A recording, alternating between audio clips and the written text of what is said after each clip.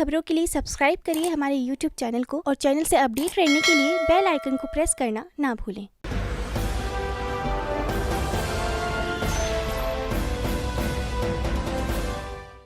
नमस्कार, आप देख रहे हैं बुलंद हिंदुस्तान और मैं आपके साथ वंशिका पांडे।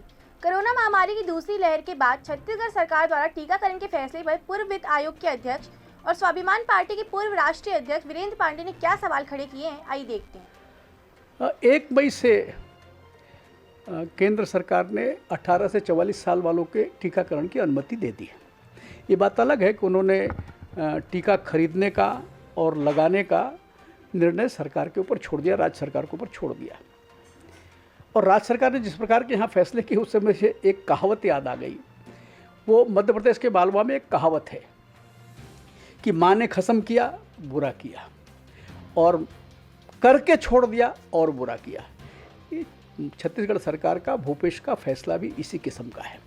और भूपेश के जो काम करने का तरीका है वो भी वैसा ही तरीका है कि मैं जो कहता हूँ वही सही है, बाकी किसी की ना राय की ज़रूरत है ना किसी की सलाह की ज़रूरत है।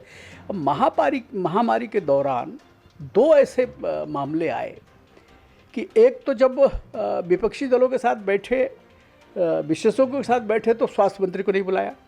इस मामले में मेरी स्वास्थ्य मंत्री से बात हुई कि मैंने कहा ये टीकाकरण का जो तरीका तुमने निकाला है ये तरीका तो गलत है। बोले मैं क्या करूं, मुझे तो बुलाया नहीं गया।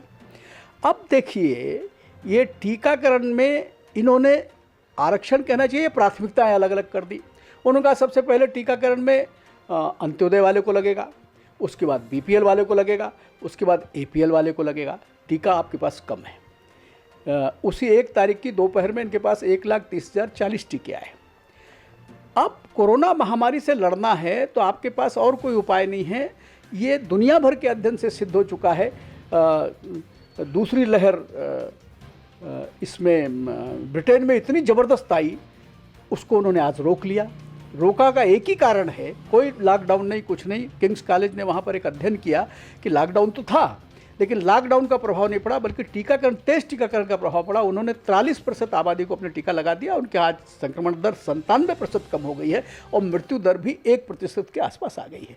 दूसरा उदाहरण हमारे सामने इजराइल का है। उन्होंने 63% टीकाकरण किया और वहाँ पर मास्क भी अब ख़त्म हो गया है।